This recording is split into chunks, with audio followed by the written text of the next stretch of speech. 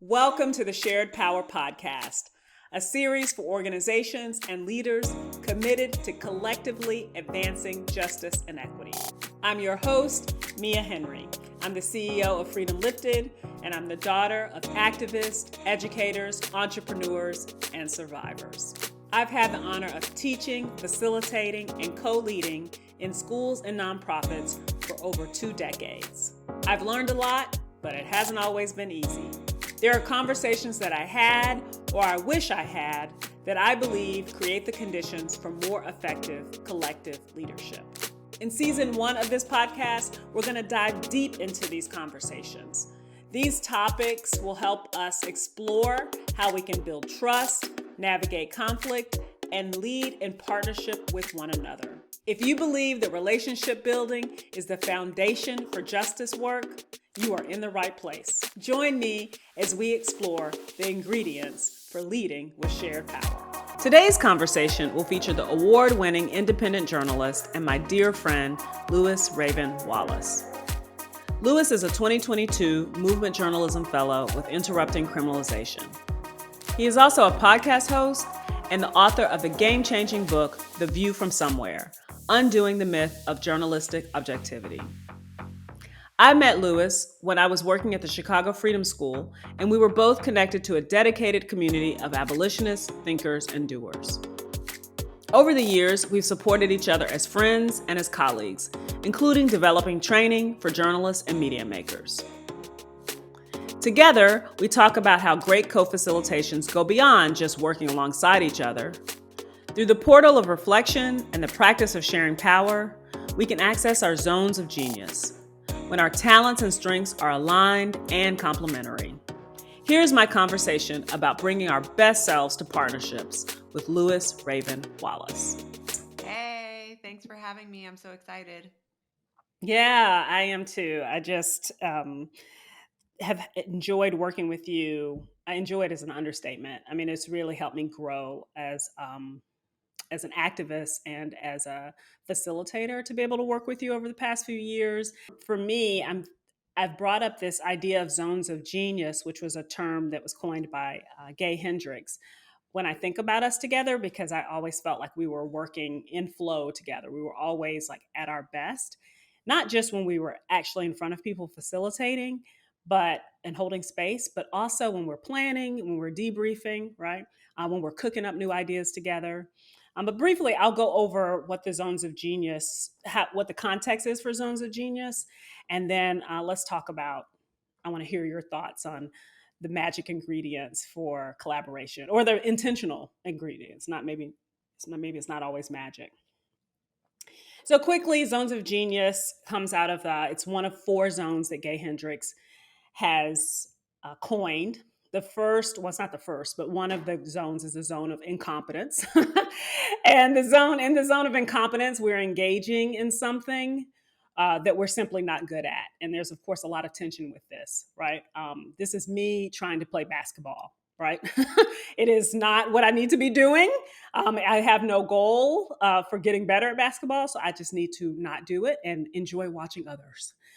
The zone of competence, when we're in that zone, we can get the job done, but we are no better really than the next person when we're trying to do it. So it's not a fulfilling zone for most of us. We're just going through the motions, if you will. When we're in the zone of excellence, we feel like we're doing something valuable and we feel valued, right? Because we're usually doing something we're very, very good at compared to most people. We're doing highly skilled work. Maybe it's work we have a degree in or we have a certificate in. And we're usually paid or can be paid to do that work, right? So the zone of excellence is where a lot of us strive to be in, but it's not necessarily an effortless zone.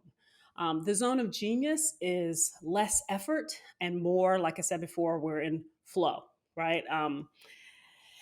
This term really applies to when all our talents, our skills, and our strengths are aligned. We're in that zone of genius. We are doing things that are uniquely good in the world, that we're uniquely good at, I should say, in the world, and that we simply love to do. And when we're doing that work, it's like time and space disappear. And so this is where we can add most value, right, to the world and ourselves if we're in our zones of genius. A lot of leadership experts um, believe that if we can move into, we're spending most of our time in that zone, we're not only Mm. um, kind of living our best lives in our work, but also doing the most that we can do for the world around us. What are your thoughts on that whole idea of zones and how that plays not just in facilitating with me, but in co-facilitation in general? Yeah, I mean, I love that idea of a flow state and sort of a mode that you get into that is beyond the sum of its parts. And, Hmm.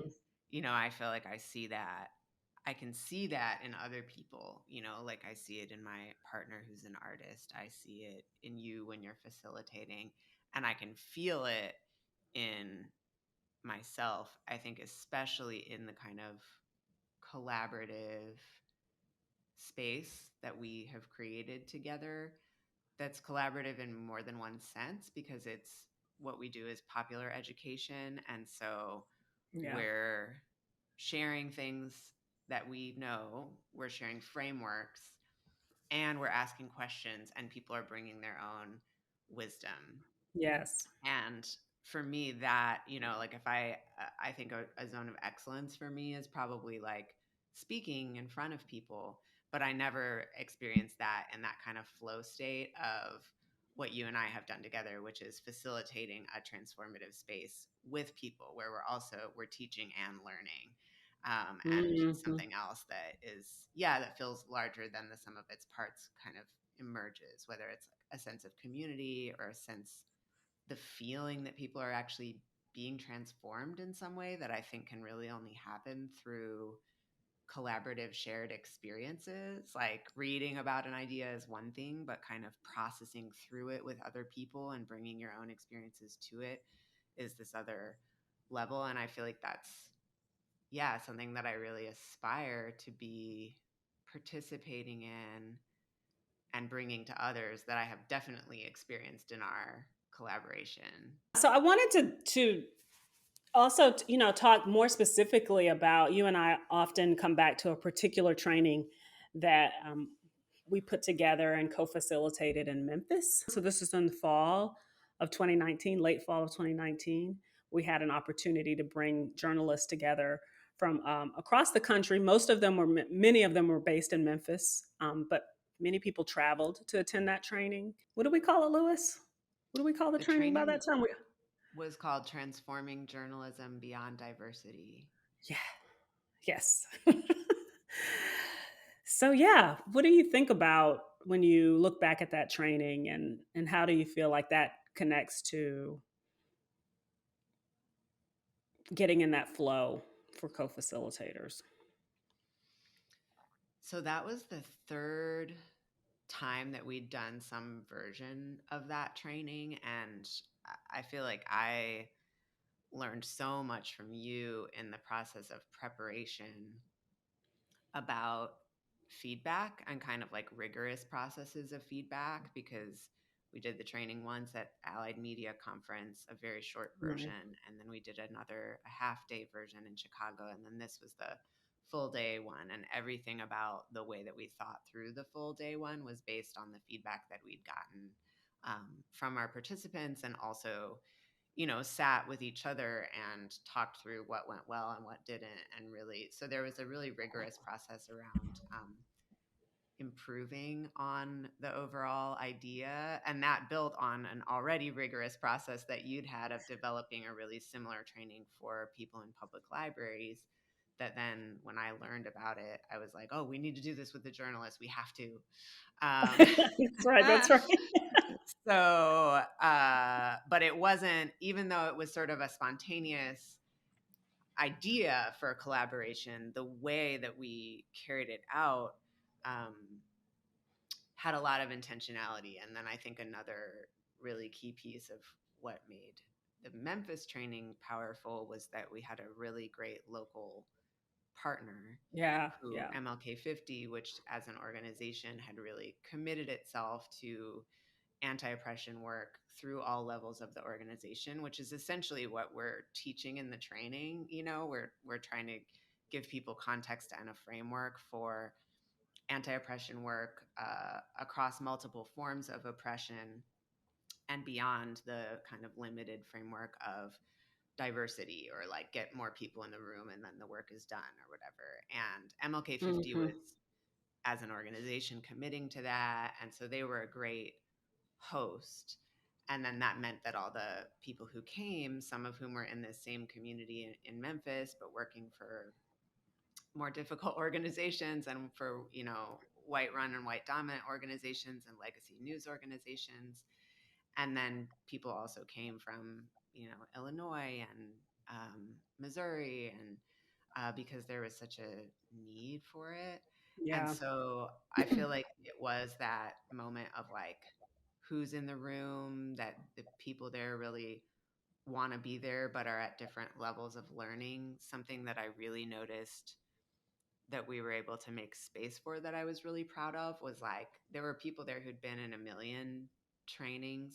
They'd been in Yeah. lots of diversity trainings and anti-oppression trainings before, and there were people who it was their first um, kind of space like that. And I feel like there was something in it for everyone, which to me, to bring it back to the zones of genius, I think um, the strength that you and I were bringing, or the zone of genius bit that you and I are bringing with that, is like um, a genuine engagement and curiosity. Like we had learned new things just for the purpose of that training that day, because we wanted to learn Mhm. about Memphis and we wanted to learn about journalism history that um, you know, anti-oppression journalism history that originates in Memphis. Like the story of Ida B. Wells is like a key story that we now tell in all of our trainings for journalists, but Yeah. at the time was like something that we were just integrating in order to sort of be to connect the geographic context we were in to its history, to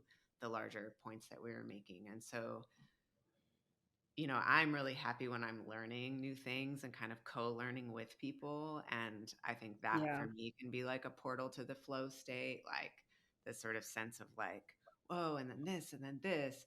And so I think my intuitive sense is that we were kind of modeling that in a way that even the people who'd been in a zillion trainings were like, oh, you know, this is different, or this feels different, or this feels like there's something here for me, that um, it's not like a 101, like reciting of like, here are the rules that you follow in order to be anti-oppressive. It was like, here's the Mm. moment that we're in, here are the struggles we are facing, and then here's some pretty deep like history and context to help us understand how to um, develop our own responses. And so I think that all of that, a lot of that was about preparation, a lot of that was about our relationship, and a lot of it was also about our shared kind of passion for history and new learning, and Yeah. engaging with ideas together toward action. Like it's not a lecture. We're attempting to get people thinking about what they each can do. I don't know. What do you think got us to that flow state in Memphis? I am just listening, and I love how you talked about the portal to the zones of genius. I love this. I think I'm wondering about, we are doing all of this work, but we don't spend a lot of time. I've never felt like, oh my gosh, we've been planning this workshop forever. When is this? Like, even in the preparation and just the whole capsule, of facilitating a training, the beginning, middle, and end always feels so smooth. And I'm wondering, I think about what is the attitude, that we bring to it. I think you hit on it when you talk about curiosity. I'm wondering if there's anything else there that you feel that comes up for us when I feel a pure excitement when I know that I get a chance to work with you on something. Just a quick break to note that the Shared Power podcast is sponsored by Freedom Lifted and our flagship training program, Justice at Work. Justice at Work offers blended learning and professional development for organizations and individuals who are strengthening their commitment to justice and equity in their workplaces and in their communities. This training combines discussions with online modules that teach frameworks and critical history to help you examine the relationship between identity and power. You'll even have opportunities to join live group discussions facilitated by me, Mia Henry. Go beyond diversity and inclusion to find your role in building a more just and equitable world. Learn more and sign up at freedomlifted.com. And so I'm thinking right now about what is the, besides my just love and trust, love for you and trust in you, I can't facilitate everything with you for the rest of my life. So I'm thinking about, for the listeners, what do you look for, or what do you try to cultivate in someone that you are going to hold space with, right? And you are going to um, create this learning module with. Like, what is it that we have that people should look for in a partner? Yeah. Well, I think there's a lot to be said for we knew each other pretty well before we started facilitating together Yeah, and over a pretty long period of like change and growth in both of our lives and careers too. Like I knew you before I was a journalist, while I was a journalist, and then I got fired. And you were one of the friends who showed up for me so strongly and like set up a speaking gig for me. And then I came to Kalamazoo where you were and spoke, and it was there that we had this idea to start collaborating on stuff. yeah, And that right. was, I mean, we'd done a little bit of work together before on Freedom Lifted, on the app and stuff, um, but that was our first like organic kind of like let's build a thing together. And so there was a lot of trust, I think, just from seeing each other in community and in the work and seeing how the other person like moves and shows up and is, Yeah, responsible for things and that kind of stuff that I mean, I definitely think at times I have entered into collaborations and like hoped for experiences of shared power with people that I didn't know that well and had that go really badly. Just, like for one or another reason. And that could be yeah, circumstantial, yeah, it could be compatibility. I don't know. But there were a lot of good like data points of like, I know this person in many important ways already. So that's one thing. And then I think the organic part about it, that we were sitting at Mia's kitchen table, just talking about what Mia was doing and talking about what I was thinking about after I'd lost my job in journalism, and what Mia was doing with public librarians just seemed so relevant for journalists. And it was like, but what if we did this thing where we took the stuff that you're doing with the libraries and brought it to journalists? And so there was an yeah, organic aspect to it of like we were doing something that both of us would do. It ended up being a job, um, but we were doing something that both of us would do, like not for money, not for anything other than like, oh, this feels exciting. yeah. you Right. I know know we didn't have any kind of idea that we could get paid or be in any Right. kind of No, no, formal. no. We were just like, let's do this. And we didn't get paid for it for a long time. We were just doing it and figuring it out. Um, so I think that's another part of it too, like not having that. And this isn't to say that people can't come into really effective shared power collaborations through sort of a more professional context, but I feel a lot of connection and depth from the fact that it was a more personal thing that was grounded in really an act of solidarity that you were doing with me, of like bringing me out there after I'd been fired to talk about my experience, and helping me kind of get, you were one of the people helping me get on my feet at that time and practicing solidarity in ways that I've reflected so much over the last few years, like on just how much solidarity is, a practice and a skill, and that like professional contexts, Mhm. like journalism, is just one example of a professional context that not only doesn't teach or encourage that skill, but almost encourages the opposite. Like you're supposed to be individualistic and concerned about your own career and competitive with other people. And that's how you do well. Mhm. And you watch your own back and you don't watch other people's back. So I was coming out of that into like the world of Mia's like kitchen, and was just like, this is so exciting and feels so good. And I feel so seen. And yeah, and then I think because we both had a lot of experience already with facilitating, it was just like checking the Mhm. dots. But you're right that we haven't been afflicted with over preparation or over processing, which is that can't we're both little type A, and I think that can be like a side of the type A thing, is getting on, leaning toward the perfectionist. I think um you're probably more rigorous though than I am, and that I've learned some things with like in facilitation, like not just winging every part of it, which is something that I've done before, but like really thinking carefully about certain aspects.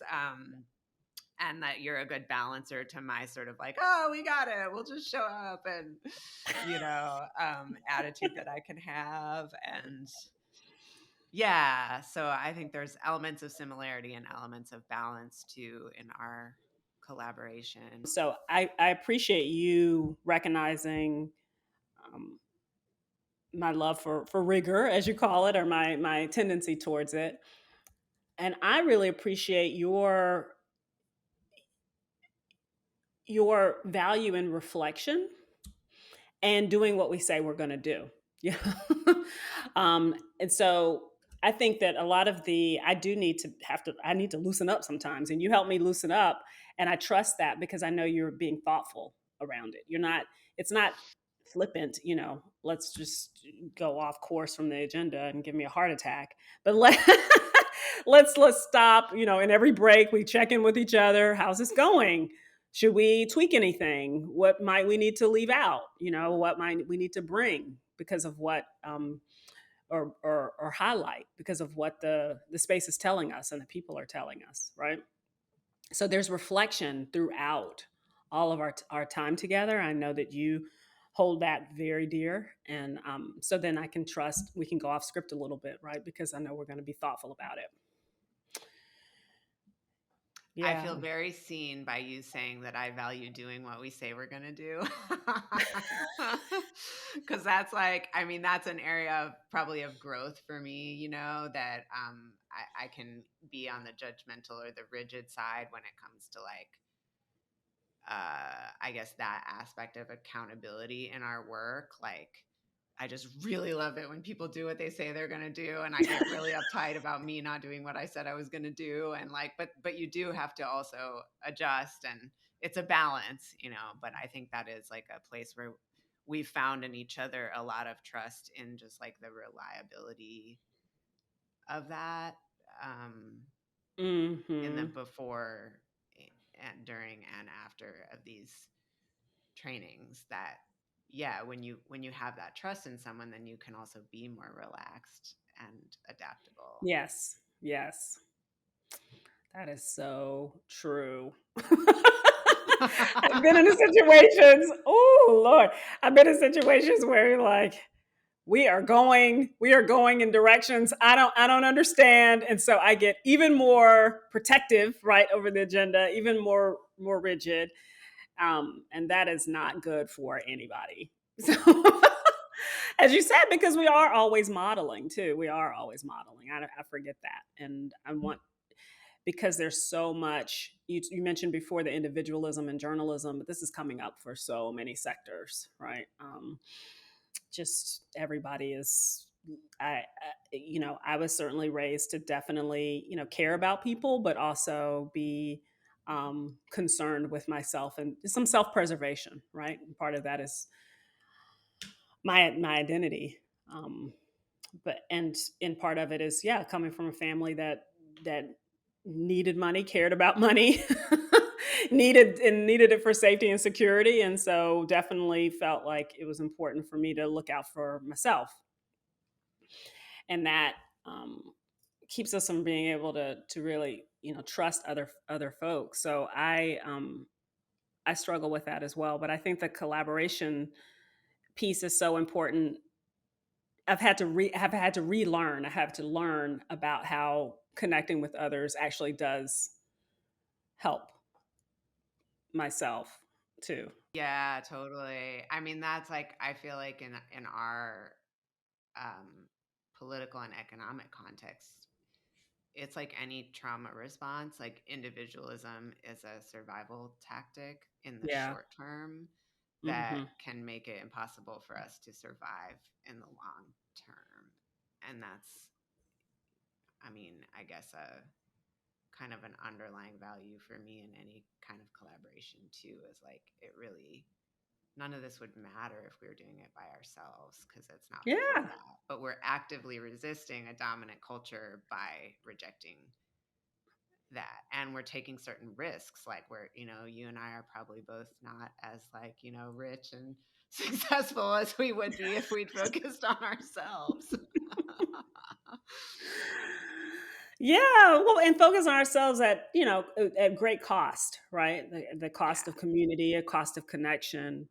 We may not be rich, but we happy. I'm happy anyway, especially to have you in my life. Okay, so my last question for you, Lewis, though, is what advice do you have for leaders who are really trying to be their best in this moment of such transition, introspection, and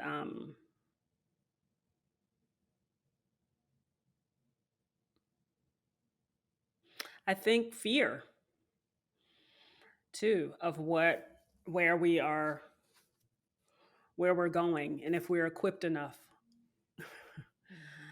to deal with real opposition. I mean, I've had a lot of points, as you know, in the last couple of years where I've just been like, you know what? I don't want to do it anymore. Mhm. I want to crawl into a hole instead of doing this work. and and that is tied to fear and to,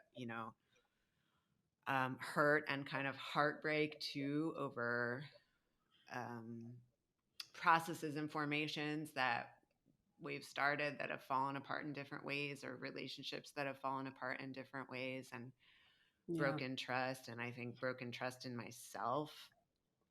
Hmm. And um, so I don't know that I have wisdom for people on this, but I think the way that I'm trying to rebuild trust in myself right now is very much about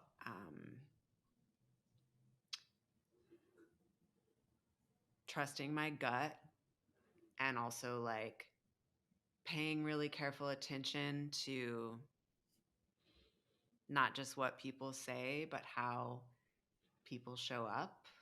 And I Mhm. think that's why some of the story of our collaboration is a good one for me to keep revisiting, because of that, like experiencing how each other show up was part of what led to an effective collaboration, instead of like going into the collaboration and then just seeing how the other person would show up, which also That's right. sometimes has to happen, like that has to happen. But an advantage of being, 15, 20 years in movement building work is like, oh, you can have people that you like really really know and have been building skills alongside of.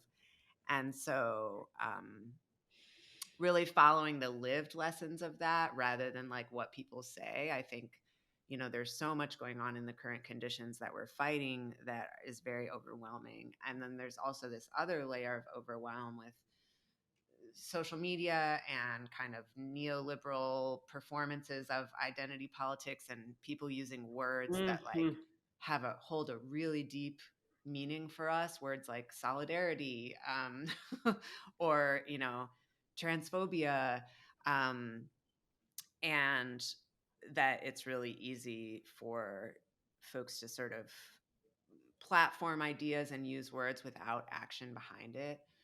So that's an area where I'm trying to grow, is like being really, because I love words, but being really rigorous about, sort of checking on people's like actions in alignment with their words as I Ah, build with them, and holding myself and the people that I'm in direct collaboration with accountable to like doing more than just talking, yeah. to actually creating and building things together, because the current conditions require that. We're not gonna win on Twitter. You know Right. what I'm saying? Right, right. We're not going to talk our way to liberation. Yeah, no. In fact, that might be an enormous distraction and a sinking ship and a terrible idea. So I like to always end things with a sinking ship or some sort of sense that, the end is nigh. Oh, no, no. Just kidding. Just kidding. I'm joking.